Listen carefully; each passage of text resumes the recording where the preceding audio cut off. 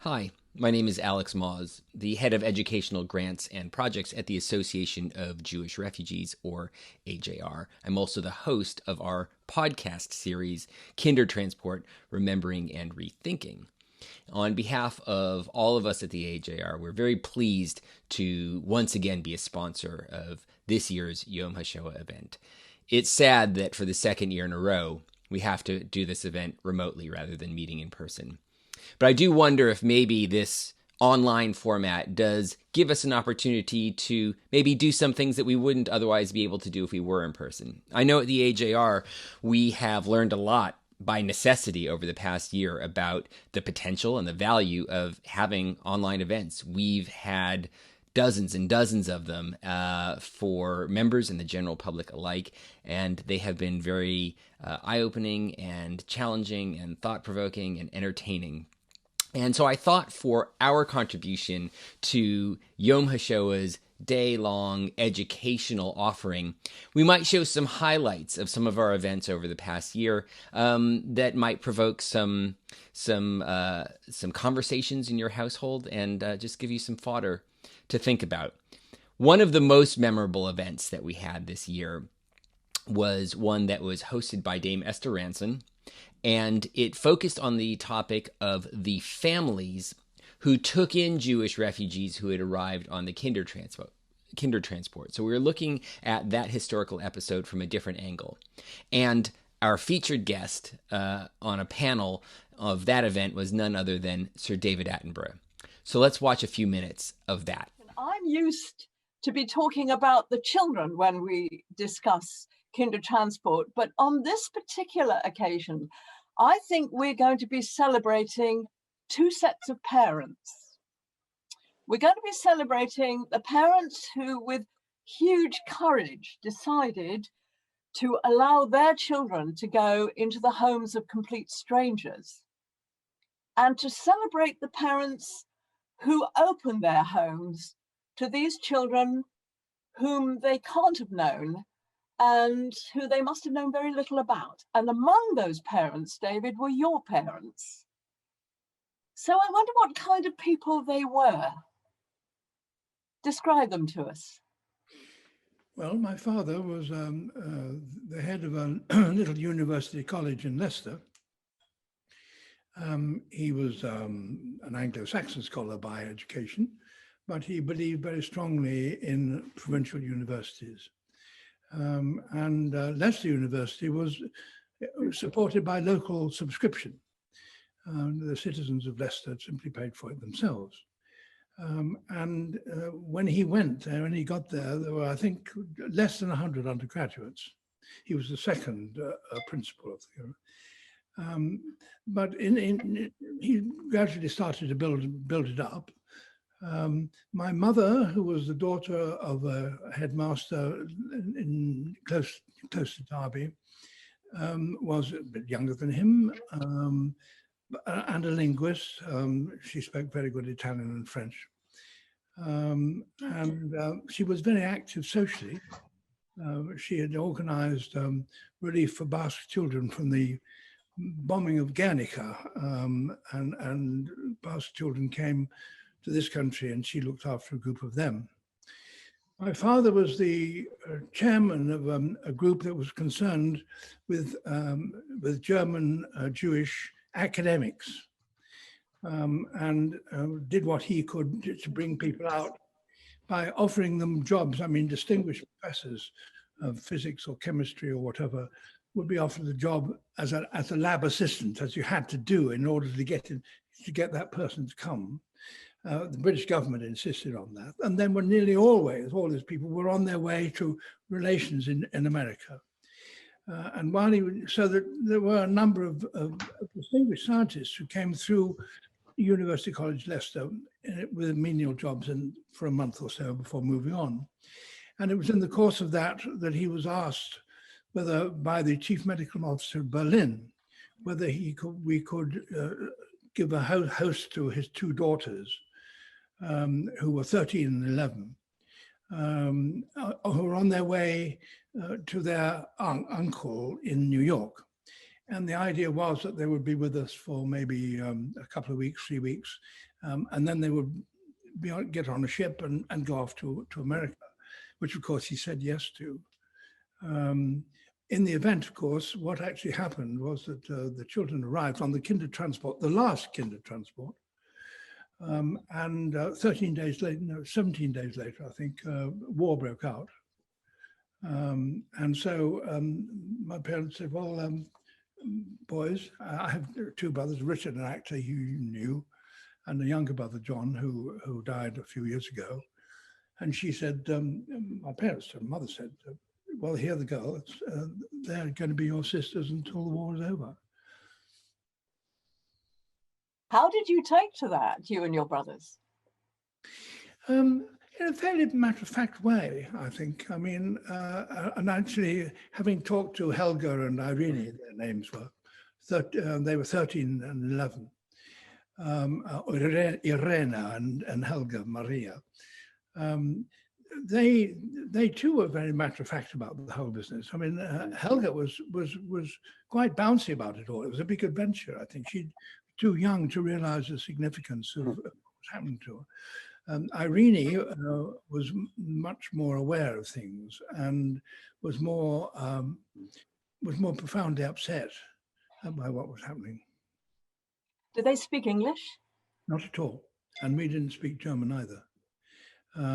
But it was extraordinary how quickly they discovered it. I mean, my parents came down. I remember very well when war broke out, and I remember my father. It's moving for me to think about it now, but my dear father and my mother standing by the radio and listening to Chamberlain, to the Prime Minister, saying, "And now we are at war with Germany."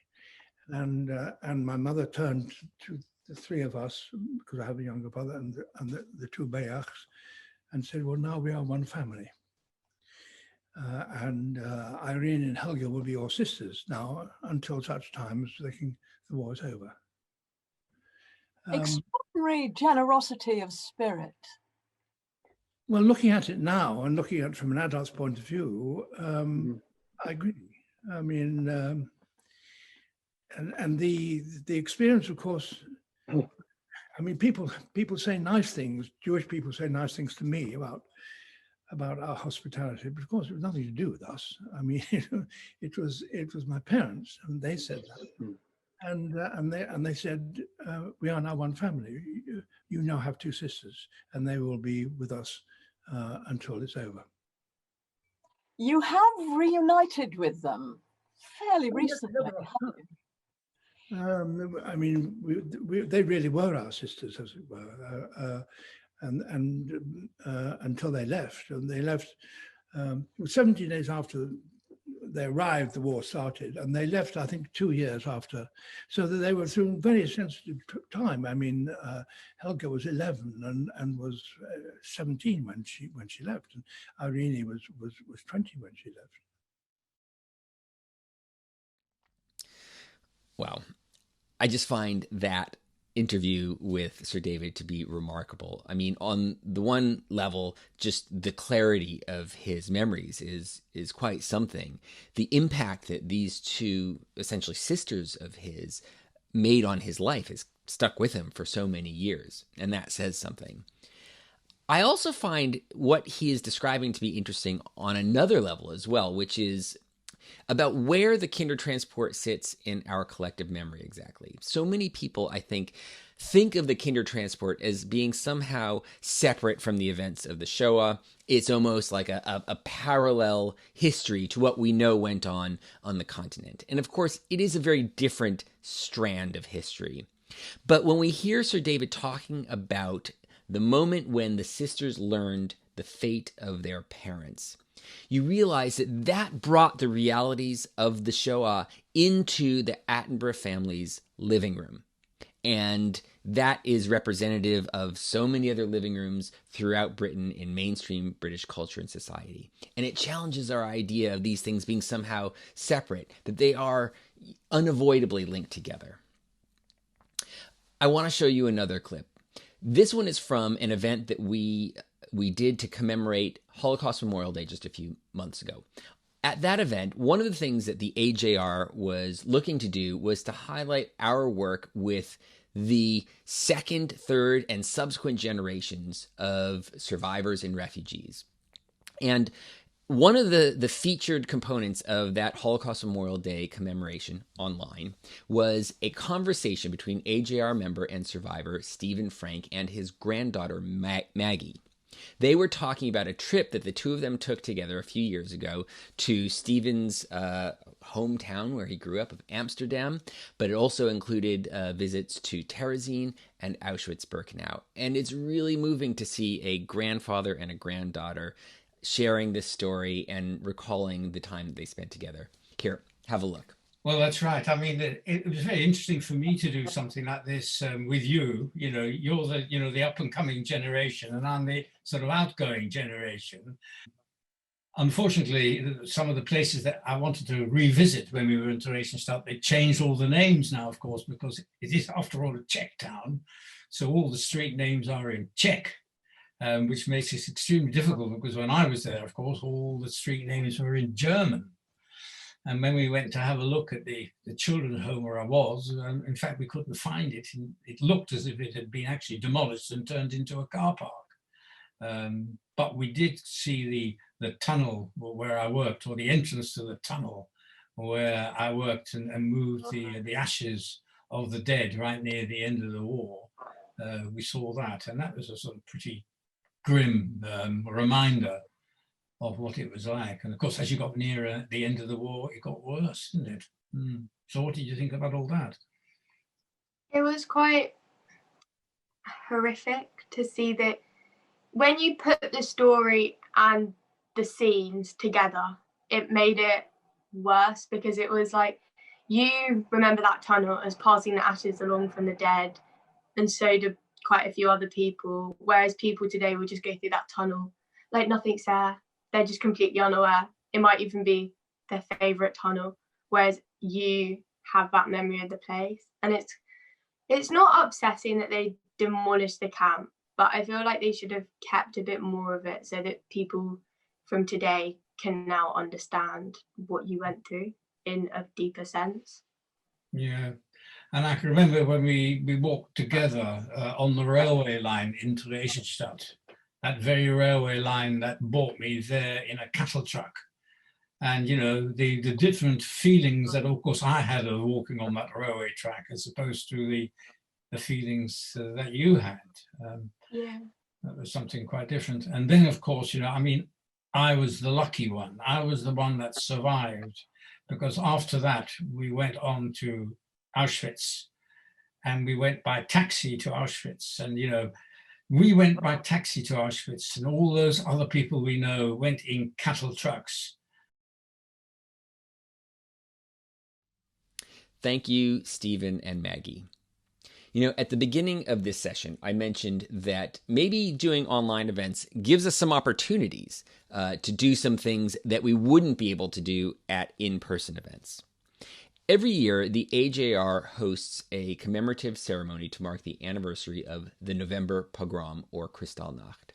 This year, because it was an online event, of course, we were able to have one of our speakers speaking to our members and others who tuned in from the Stad Temple in Vienna. That's Vienna's main historic synagogue. The speaker was Hannah Lessing from the Austrian National Fund. She spoke a lot about the fund's work and about the importance of challenging anti-Semitism. And then one thing I wasn't expecting was for her to share a very personal story towards the end of her remarks. And it was so powerful, I just wanted to share it with you today. The memory of Kristallnacht leaves a bitter taste of loss, fear, and dislocation. From the ashes of over 150 synagogues destroyed in Austria, we can only salvage fragments of the past. Today, on this special occasion, I would like to share with you a very personal story I experienced 5 years ago. It is the story of the Rimonim that forges a personal connection back to that night In the 1930s, my ancestors, Bertha and David Lessing, dedicated a pair of silver Torah finials, Rimonim, to their temple. They were antique, originating from the 19th century, the Biedermeier period. Their son Heinrich had died at a young age, and the Rimonim were a votive gift in memory of this beloved child. I imagine how much these Rimonim must have meant to his grieving parents.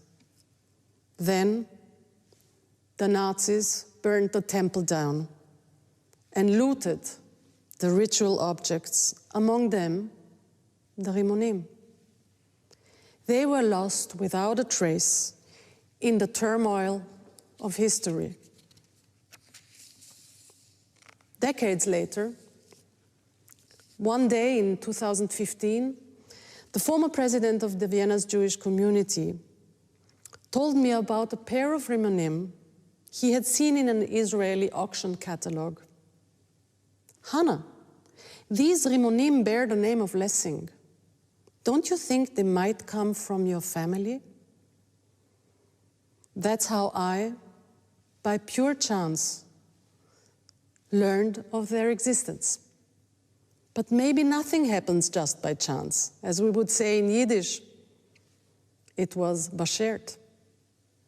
So in March 2015, I went to Israel to retrieve the Rimonim and bring them home to Vienna. 77 years had passed since they had been looted during the night of broken glass. With their return, a part of my family's shattered history emerged from the dark. For more than 20 years, I had been dealing with the past and the memories of others, scarcely thinking of my own and my family's lost memories. Finally, I brought the Rimonim home to my father, who at the age of 93 saw them again for the first time. My father, as usual, didn't say very much. But I know deep inside, this moment meant a lot to him. Because we cannot overcome without remembering. Just so powerful. Thank you so much, Hannah, for that. Although there's something so haunting and sad hearing Hannah's voice echoing around an empty synagogue, which was a necessity because of COVID restrictions, but it just feels so wrong to have an empty synagogue like that. It is worth saying, though, that synagogue was one of the few in all of Vienna and Austria that survived Kristallnacht intact without being harmed. And this is remarkable. Just 2 days before Hannah was speaking from that bima, there was a horrible terrorist attack that you might remember in Vienna, just steps from that synagogue. And yet again, the synagogue was unharmed on that horrible night. Maybe the resilience of that building is in some way a symbol for something else, the resilience of Jewish life in Austria. So thank you for that. Another online event that the AJR organized was one hosted by Robert Rinder, who many of you will know as a television presenter. He's third generation, and he's done so much over the past several years to bring awareness of the history of the Shoah to a wide public audience.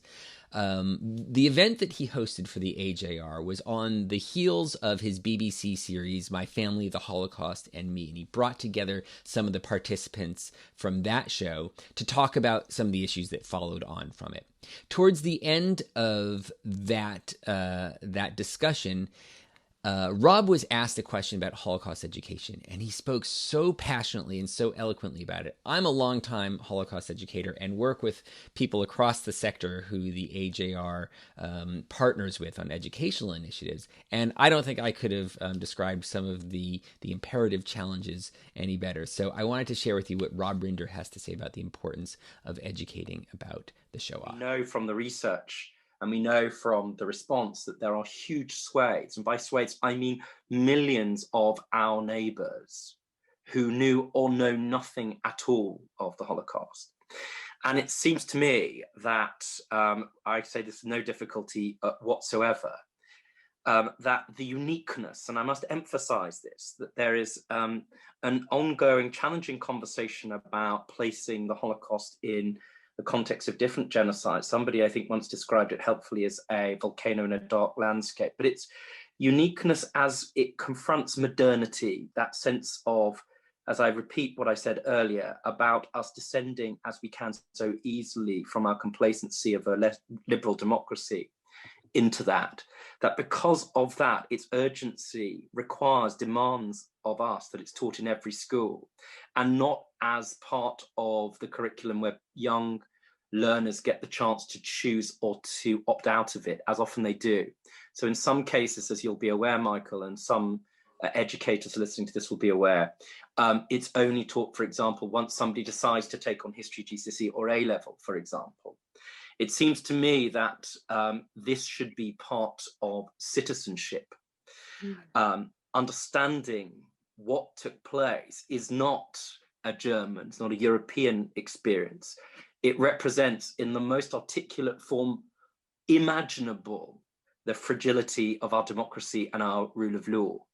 And that in turn, as HET does, AJR does, and all of the survivors who go and talk, and the second generation to schools do, what it does is it gifts young people a way of talking about other things and using the Holocaust, not just to talk about anti-Semitism, but to broaden out that conversation into challenging dialogue about racism. And above all else, without, I think it's important to repeat that, above all else, the individual personal courage and responsibility of each individual learner to stand up on the side of right and never to be assured that just because we can vote in elections that we can't descend into human depravity. And now more than ever, it seems to me that we have an overwhelming, evident need to make that part of the tapestry of everybody's education. It seems to me, cautiously, carefully, and of course within reason, from the moment that young learners end up in secondary school.